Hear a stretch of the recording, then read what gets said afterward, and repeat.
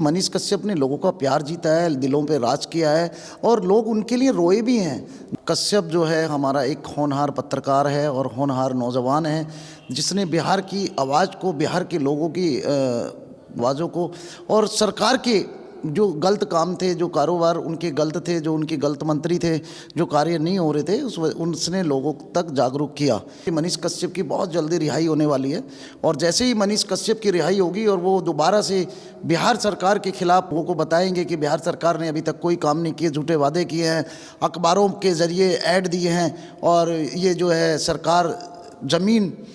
नौकरी के बदले ज़मीन लेकर के इसके डिप्टी चीफ मिनिस्टर ईडी की कदार पर हैं, इनके काले घोटालों की पोल खोलेंगे और इस घमंडी सरकार को जो काम नहीं कर रही है, खाली झूठे दावे कर रही है, उन लोगों को इसकी सज़ा मिलनी चाहिए और हम लोग भी मनीष कश्यप के साथ हैं। सर, 10 महीनों से जेल में बंद पत्रकार मनीष कश्यप की जल्द ही कोर्ट से जो है वो रिहाई होने वाली है, जेल से जल्द ही बाहर आने वाले हैं। एक तरफ लोकसभा चुनाव और गठबंधन का प्रेशर, तो वहीं दूसरी तरफ वो मनीष कश्यप बाहर आने वाले हैं जिन्होंने पहले ही चैलेंज दिया था। बिहार की जो सरकार है उसके ऊपर लगातार खुलासे करने वाले मनीष कश्यप बाहर आने वाले हैं। क्या लग रहा है कितनी मुश्किलें नीतीश कुमार और तेजस्वी यादव की बढ़ने वाली?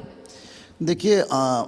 कश्यप जो है हमारा एक होनहार पत्रकार है और होनहार नौजवान है, जिसने बिहार की आवाज़ को, बिहार के लोगों की आवाज़ों को और सरकार के जो गलत काम थे, जो कारोबार उनके गलत थे, जो उनके गलत मंत्री थे, जो कार्य नहीं हो रहे थे, उसने लोगों तक जागरूक किया। इसी कारण बिहार के मुख्यमंत्री और बौखला गए और कश्यप को अंदर कर दिया और जाकर के एफआईआर कहीं और करवा दी, तमिलनाडु में कहाँ पे। और मैं आपको बताना चाहता हूं कि मनीष कश्यप की बहुत जल्दी रिहाई होने वाली है और जैसे ही मनीष कश्यप की रिहाई होगी और वो दोबारा से बिहार सरकार के खिलाफ लोगों को बताएंगे कि बिहार सरकार ने अभी तक कोई काम नहीं किए, झूठे वादे किए हैं, अखबारों के ज़रिए ऐड दिए हैं और ये जो है सरकार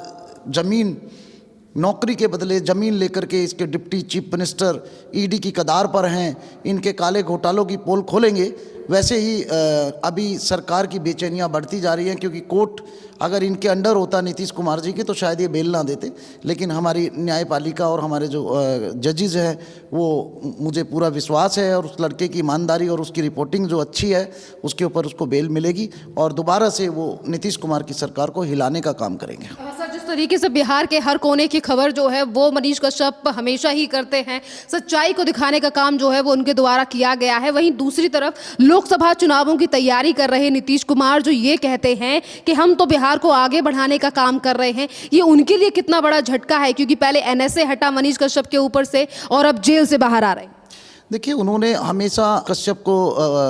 धूमिल की है, उसकी छवि को, उसको बदनाम किया है और मैं चैलेंज देना चाहता हूं हमारे बिहार के मुख्यमंत्री कि आप लोकसभा का चुनाव लड़िए या विधानसभा का चुनाव लड़िए और वहां पे मनीष कश्यप को लड़ा दीजिए, तो शायद मनीष कश्यप आपकी जमानत भी जब्त करा देगा और आपको मेरे ख्याल से जमानत भी नहीं मिलेगी। सर, एक तरफ लोकसभा, वहीं 2025 में आने वाले विधानसभा, क्योंकि मनीष कश्यप ने कहा था कि वो तेजस्वी यादव को तो कभी मुख्यमंत्री नहीं बनने देंगे। वहीं बिहार की जनता में काफ़ी ज़्यादा रोष है और देखा भी है हमने कि जिस दिन गिरफ्तारी हुई थी मनीष कश्यप की, उस दिन किस तरीके से जनता जो है वो मनीष कश्यप के समर्थन में बिहार से उतरी।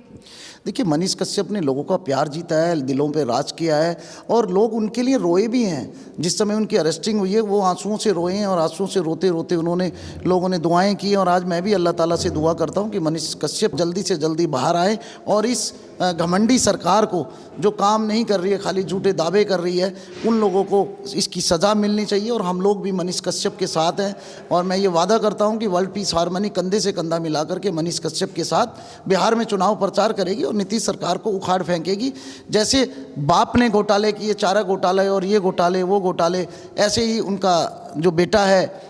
तेजस्वी यादव जो मुख्यमंत्री के ख्वाब देख रहा है। बिहार की जनता इतनी पागल नहीं है जो उनको बड़ी जल्दी से मुख्यमंत्री बनने की इजाज़त देगी। मेरे ख्याल से हम लोग सब मिलकर के, मनीष कश्यप और हम सब मिलकर के इस नीतीश कुमार सरकार को उखाड़ फेंकेंगे। सर, इसी के साथ क्या कहेंगे, जिस तरीके से विपक्ष लगातार फ्रीडम ऑफ एक्सप्रेशन की बात करता है, मीडिया, यानी कि जब कोई ऐसे पत्रकार के यहाँ पे छापेमारी होती है जो कि भ्रष्टाचार या फिर चाइना से पैसे लेने के मामले में जिसके ऊपर जांच पड़ताल होती है, तो विपक्ष कहता है कि मीडिया की आवाज़ को दबाया जा रहा है। पर आज 10 महीने जो हैं वो मनीष कश्यप को जेल में हो चुके हैं, अब तो खैर वो बाहर आ रहे हैं, पर इन विपक्षी पार्टियों में से एक ने भी मनीष कश्यप के लिए कभी आवाज नहीं उठाई और कभी नहीं कहा कि किस तरीके से एक सच्चे पत्रकार को जेल में रखा गया, और वो भी एनएसए लगाकर। देखिए, ये इंडिया गठबंधन जो है ये ऑलरेडी चोरों का गठबंधन है। इसमें सारे करप्ट, सब पे केस चले हुए हैं, सब आरोपी हैं। कोई ज़मीन आरोपी है, नौकरी के बदली ज़मीन आरोपी है, कोई दूसरा आरोपी है। और ये लोग इसलिए नहीं बोलते हैं क्योंकि सच्चाई इनको आती नहीं है।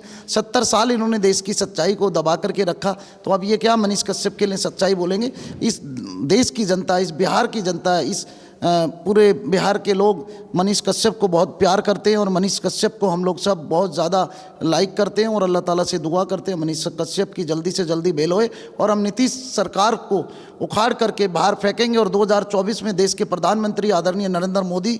देश के प्रधानमंत्री तीसरी बार शपथ दिलाएंगे और उनको हम भारी बहुमत से बिहार से बीजेपी की सरकार और बीजेपी के सांसद चुन के लाएंगे। सर, पर आप कह रहे हैं कि 2024 में मोदी सरकार वापस आ रही है, पर गठबंधन तो लगातार बैठकें कर रहा है और जो कुछ सांसद जिन्हें सस्पेंड कर दिया गया वो तो ये तक कह रहे हैं कि देश में डिक्टेटरशिप है, मोदी सरकार को हटा देना चाहिए।